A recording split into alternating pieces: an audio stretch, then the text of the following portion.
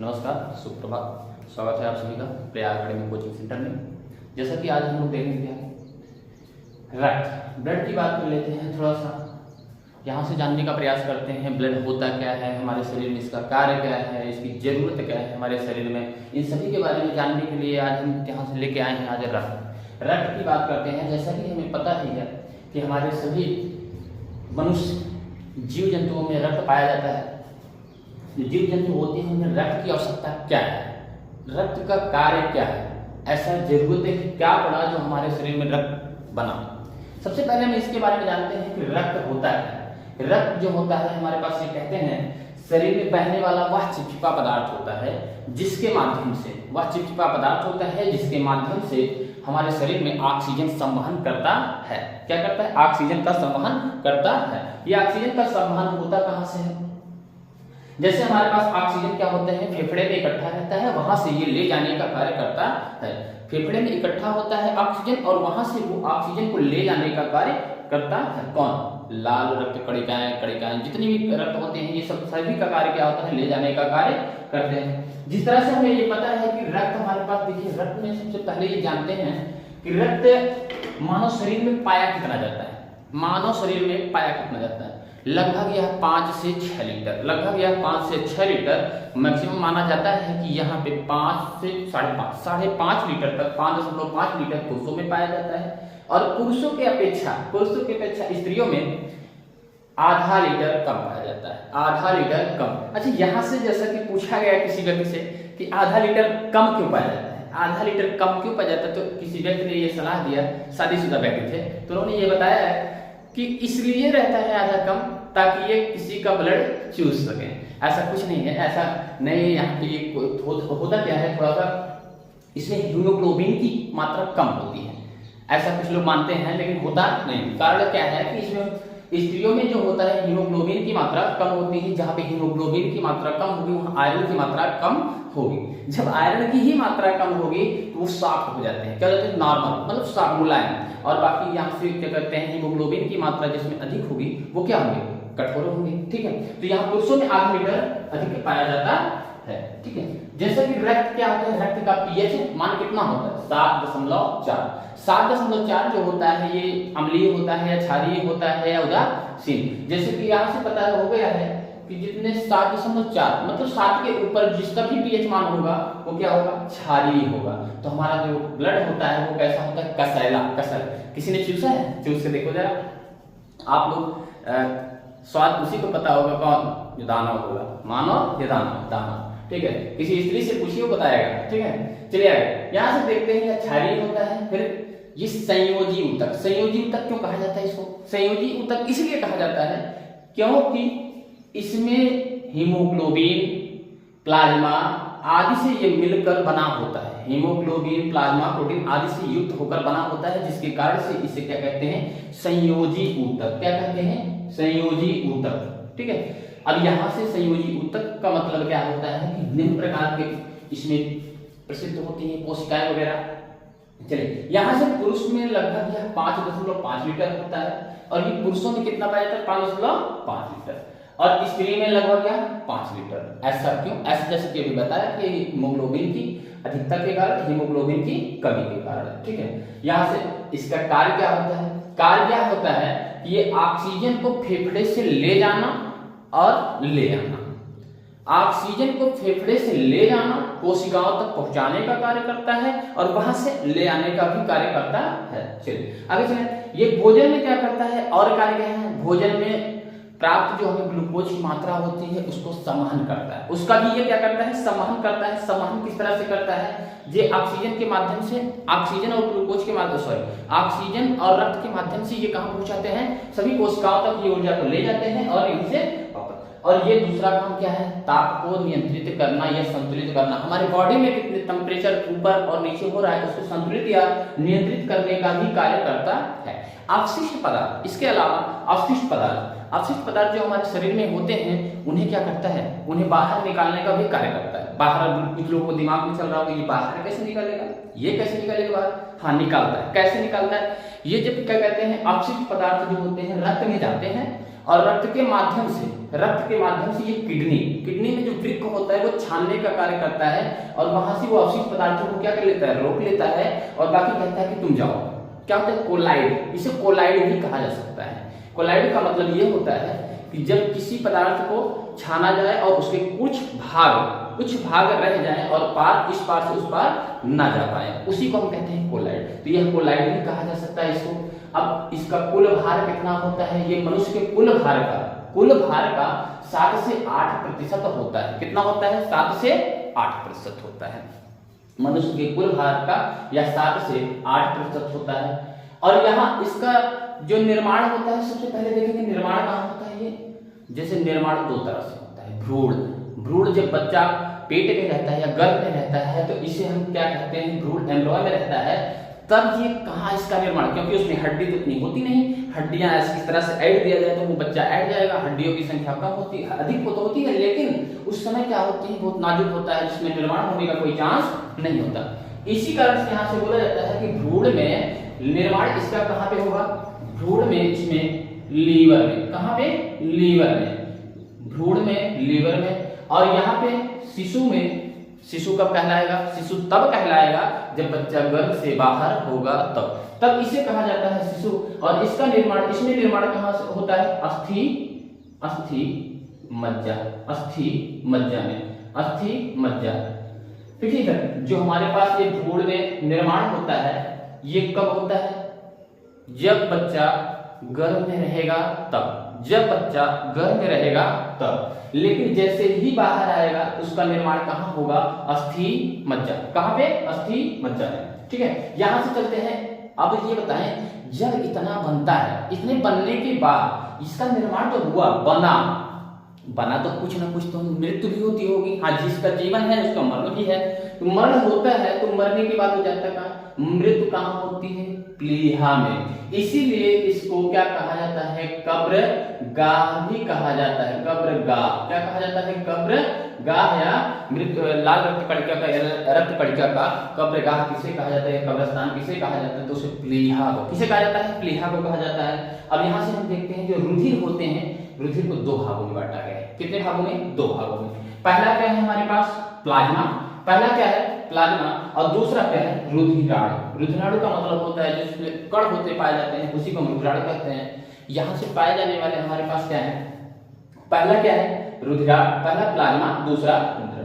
अब यहाँ से देखिए, प्लाज्मा अपने आप पूरे रुधिर का 100% रुधिर का ये कितना परसेंट अकेले रहता है, कितना, 55%। कितना, 55%। ये 55% अकेले है।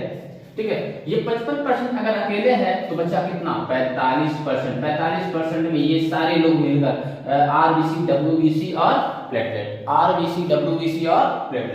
55% यहाँ होता है। और बाकी 45% में लाल रक्त कणिका, डब्ल्यूबीसी और प्लेटलेट, ये सारे होते हैं। जैसा कि हम जानते हैं ये प्लाज्मा होता है ये हल्के पीले रंग का होता है। इसका रंग क्या होता है, प्लाज्मा का रंग क्या होता है, हल्का पीला होता है प्लाज्मा। अब यहाँ से थोड़ा सा देखा जाए प्लाज्मा होता क्या है, प्लाज्मा यहाँ हल्का पीला रंग का होता है और इसमें 90% ये 90% जल का बना होता है। किसका बना होता है, 90% जल का बना होता है। यह 90% अगर जल का बना है तो 7% क्या पाया जाता है, प्रोटीन से बना होता है। 7% इसमें प्रोटीन पाए जाते हैं और जिसमें 3% क्या होते हैं, अन्य पदार्थ पाए जाते हैं। अब इसका क्या कहते हैं, कार्य क्या होता है, इसका कार्य क्या होता है, इसका कार्य यह है कि ताप को नियंत्रित करना, शरीर में ताप को नियंत्रित करने का कार्य होता है।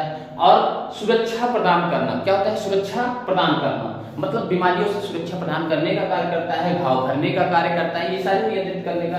और जो प्रोटीन पाए जाते हैं इसमें निम्न प्रकार के पाए जाते हैं। प्रोटीन क्या पाए जाते हैं, निम्न, पहला एल्बुमिन पाया जाता है, फिर फाइब्रोनोजन पाया जाता है, फिर प्रोथ्रोम्बिन आदि। मतलब इन प्रकार के 6 प्रकार के इसी प्रकार से निम्न प्रकार के पाए जाते हैं, जिसमें हमारे पास ये दिख रहे हैं।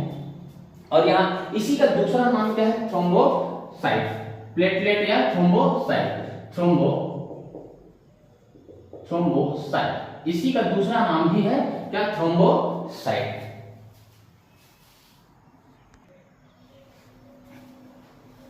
आइए अब देखते हैं अगले पार्ट को। यहाँ से देखते हैं रुधिराणु। रुधिराणु का मतलब क्या होता है, इसको देखते हैं, इसमें 3 भाग होते हैं, इसके 3 प्रकार होते हैं। पहला कौन सा होता है, लाल रक्त कणिका। पहला कौन होता है, लाल रक्त कणिका। दूसरा क्या होता है, श्वेत रक्त कणिका। तीसरा क्या होता है, प्लेटलेट। जिसे हम क्या कह सकते हैं, लाल रक्त कणिका के बारे में थोड़ा सा जानने का प्रयास करते हैं। ये क्या होता है, ये हीमोग्लोबिन से बना होता है। किससे बना होता है, हीमोग्लोबिन से। ये हीमोग्लोबिन की आवश्यकता क्या है, हीमोग्लोबिन की वजह से ही क्या होता है, ये लाल दिखाई देता है। क्या दिखाई देता है, हीमोग्लोबिन की वजह से ही ये लाल दिखाई देता है। और इसी की वजह से ही हमारे पास जो ऑक्सीजन का संवहन, ऑक्सीजन को ले आने का काम कौन करता है, मुख्य कार्य तो इसी का होता है, हीमोग्लोबिन का। इसका जीवन काल कितना होता है, 120 दिन। इसका जीवन काल 120 दिन। 1 घन मिलीलीटर में या पुरुषों में लगभग 50 लाख पाया जाता है। कितना पाया जाता है, 50 लाख 1 घन मिलीलीटर में, लगभग या 50 लाख। इसकी अपेक्षा स्त्रियों में 5 लाख की कमी होती है। इसकी अपेक्षा स्त्रियों में 5 लाख की 45 ही पाया जाता है लगभग। और इसका निर्माण कहाँ होता है, इसका निर्माण अस्थि मज्जा में होता है। इसका निर्माण अस्थि मज्जा में होता है। मृत्यु कहाँ होती है, इसका मृत्यु इसका प्लीहा या कब्र गाह में होता है। अब इसकी कमी से अगर ये हमारे शरीर में, किसी के शरीर में रक्त की अगर कमी हो जाए, लाल रक्त की कमी हो जाए, तो उसे रक्ताल्पता या एनीमिया भी कहा जाता है। रक्ताल्पता या एनीमिया भी कहा जाता है, ठीक है। यहाँ से अगर रक्तचाप होने पर, अगर रक्तचाप में जैसे हमारे पास बीपी कम हो जाए, क्या बीपी, इसे रक्तचाप कहते हैं, अगर इसकी कमी हो जाए तो इसमें एक ग्रंथि होती है, एड्रीनल ग्रंथि। कौन सी, एड्रीनल ग्रंथि। और उससे एड्रीनल हार्मोन्स निकलते हैं। कौन, एड्रीनलिन हार्मोन्स निकलते हैं। और उसी के कारण से क्या होता है, वो रक्तचाप को नियंत्रित करने का कार्य करते हैं और बढ़ाते भी हैं उसी को, एड्रीनल ग्रंथि। अब यहाँ से हमारे पास विभिन्न प्रकार के, अब आगे चलते हैं, हमारे पास श्वेत रुधिर कणिका। श्वेत रुधिर कणिका जिसे हम WBC भी कहते हैं। इसका प्रमुख कार्य क्या है, इसका प्रमुख कार्य यह कार्य है कि जैसे हमारे शरीर में रोगाणुओं से लड़ने का भी कार्य करते हैं, ये अर्धसैनिक का भी कार्य करते हैं। किसका, अर्धसैनिक का कार्य। जैसे कि अर्धसैनिक के हमारे चारों तरफ एक लेयर होती है, वो चारों तरफ से खड़े होते हैं कि परमिशन देते हैं किसको आना है और किसको जाना है। अगर जैसे ही अगर बिना परमिशन के प्रवेश किए तो मार दिए, धाए से उड़ गया, ठीक है। तो पहले वो क्या करते हैं, वो भक्षण होते हैं, जो भक्ष जाते हैं। और यहीं से हमारे पास कार्य करते हैं, यहाँ पे ये रोगाणुओं से रक्षा करने का कार्य करते हैं। और इनका जीवन काल 2 से 4 दिन। इनका जीवन काल जो होता है 2 से 4 दिन होता है। इन्हें ल्यूकोसाइट भी कहा जाता है। क्यों, क्या कहा जाता है, ल्यूकोसाइट भी कहा जाता है। इनका भी निर्माण कहाँ पे होता है, अस्थि मज्जा में। इनका भी निर्माण कहाँ होता है, अस्थि मज्जा में। इनमें क्या होता है, एक इस्नोफिलिस होता है, इस्नोफिलिस, जो हमारे पास इसमें 2 से 4% की मात्रा होती है। कितने, 2 से 4%। अगर इसकी मात्रा बढ़ जाए तो हमारे शरीर में अगर इसकी मात्रा बढ़ जाती है तो इस्नोफिलिया हो जाता है। कौन सा रोग हो जाता है, इस्नोफिलिया, जिसके कारण से हमारे पास बहुत सी बीमारियां यहाँ दिखने लगती हैं। और इस्नोफिलिया जिसे लिम्फोसाइट, इसमें एक पाया जाता है लिम्फोसाइट प्रतिरक्षा तंत्र होता है। लिम्फोसाइट जो होता है इसमें पाया जाता है वो प्रतिरक्षा तंत्र, मतलब रोगाणुओं से लड़ने का कार्य करता है और मजबूती प्रदान करता है। और इसके 2 भाग होते हैं, एक टी होता है और दूसरा बी। जो हमारे पास टी वाला है, जो बी है, ये एंटीबॉडी का निर्माण करता है। जो बी होता है ये एंटीबॉडी का निर्माण करता है। और जो डी होता है ये एंटीजन को पहचानने का कार्य करता है कि कौन से हमारे हैं और कौन से अदर जाति के, कौन से हमारे हैं और कौन से दूसरे हैं जो हमें हमारी बॉडी को नुकसान पहुंचाएंगे। एंटीजन को पहुंचाने का भी कार्य करते हैं। और इसके बाद हमारे पास आ जाता है प्लेटलेट। क्या कहते हैं, प्लेटलेट। प्लेटलेट में इसका कार्य क्या होता है, ये रक्त को जमने में सहायक होता है। ये रक्त को जमने में सहायक होता है। यह केवल स्तनधारियों में ही पाया जाता है। ये पाया किसमें जाता है, केवल स्तनधारी जीव में ही पाया जाता है। और यह केवल स्तनधारी वर्ग में पाया जाता है। इसकी संख्या कितनी होती है, 1.5 लाख से 1.5 लाख से 4 लाख, मतलब 1.5 लाख से लगभग 4 लाख तक। और इसका निर्माण कहाँ होता है, अस्थि मज्जा में। अस्थि मज्जा में इसका भी जीवन काल लगभग 7 से 10 दिन ही माना जाता है। कितना, 7 से 10 दिन ही माना जाता है। और इनमें इसका लक्षण कब हमें दिखाई देता है, इसकी गिरावट कब होती है, जब हमारे पास यहाँ पे हड्डी तोड़ बुखार आ जाए, जैसे हम क्या कहते हैं चिकनगुनिया जैसे हुआ। और डेंगू में भी क्या होता है, इसका बहुत तेजी से गिरावट होता है। जैसे हम खाने से बहुत सी चीजों को बताया जाता है कि बकरी का दूध वगैरह, ये सारी चीजें लीजिए, आप इसमें थोड़ा सा आप में प्रोग्रेस करेगा। तो यहाँ से हमारे पास इसके बारे में हमने पढ़ने का प्रयास किया और जानने का प्रयास किया, जैसे कि रक्त और रक्त के कार्य। अब इसके बाद आता है रक्त के समूह। रक्त के समूह क्या होता है, रक्त का समूह। अब हम इसके बाद पढ़ेंगे क्या, रक्त का समूह। जो रक्त का समूह होता है वो कितने होते हैं, रक्त के समूह को किसने, यहां अब ये देखिए थोड़ा सा एक पॉइंट आता है, रक्त परिसंचरण, रक्त परिसंचरण, रक्त परिसंचरण को किसने किया, मतलब यहां खोज किसने किया, यहां विलियम हार्वे, किसने, विलियम हार्वे ने किया था, विलियम हार्वे ने किया था। यहां से हमारे पास आता है कि जैसे अब ये रक्त का समूह जो होता है, रक्त समूह में यहां बताया गया है कि जो होते हैं 4 होते हैं, कितने होते हैं, 4 होते हैं। एक ए होता है, दूसरा बी होता है और तीसरा ए बी होता है, ए बी और चौथा ओ होता है, चौथा ओ होता है। हमारे पास इसी प्रकार से बांटा गया है जो ए बी, यहाँ पे जब हम रक्त परिसंचरण, रक्त किसी को दान करते हैं तो यहाँ इस चीज का परीक्षण किया जाता है, उसी समय इसका परीक्षण अधिक किया जाता है ताकि किसी गलत रुधिर वर्ग वाले को दूसरा रुधिर वर्ग ना दिया जा सके। और वहां परीक्षण भी किया जा सकता है, पता लगा एड्स किसी के अंदर किसी रुधिर में है और वही एड्स वाला दूसरे को दे दिया तो क्या होगा, रक्त का थक्का जमेगा और जिसकी वजह से क्या हो जाएगा, थक्का जमने से ब्लॉक हो जाएगा, पूरा ब्लॉक होते ही इंसान की मृत्यु हो सकती है, जिसके कारण से यहाँ से परीक्षण भी किया जाता है। सेम वर्ग वाले को सेम वर्ग का ब्लड दिया जाता है, जैसे ए वर्ग वाले को ए वर्ग दिया जाता है, बी वर्ग वाले को बी वर्ग दिया जाता है। लेकिन यहाँ पे पॉइंट क्या है, पॉइंट ये है कि जो ए बी होता है, ए बी वो सर्वग्राही होता है, क्या होता है, सर्वग्राही, और वो क्या होता है, सर्वदाता। कहने का अर्थ ये है कि जो ए बी है ये सभी से रक्त प्राप्त कर सकता है, सभी वर्ग वाले से, ए से बी से और ए बी से और ओ से। लेकिन पॉइंट की बात यह है कि जो हमारे पास ओ वर्ग का होता है, ये वो वर्ग वाला किसी से नहीं ले सकता, केवल ओ वर्ग से ही ले सकता है, जिसके कारण से इसे क्या कहा जाता है, ये सबको दे सकता है, ये सबको दे सकता है, सबको दे सकता है, लेकिन ले केवल एक से ही सकता है, ओ से, और इसलिए इसे सर्वदाता कहा जाता है, सर्वदाता। और इसे क्या कहा जाता है, सर्वग्राही, क्या कहा जाता है, सर्वग्राही। लेने के कारण इसे सर्वग्राही, देने के कारण इसे सर्वदाता। सर्वदाता जो दान देगा उसी को सर्वदाता कहा जाता है, जो सबसे भीख मांग ले उसे सर्वग्राही कहते हैं, सभी देने के लिए भी तैयार रहते हैं। ठीक है, यहाँ से हम आज पढ़े हैं इस बारे में। आज धन्यवाद। अगर चैनल ये वीडियो अगर अच्छी लगे तो लाइक एंड सब्सक्राइब करें और सभी को शेयर करें। धन्यवाद।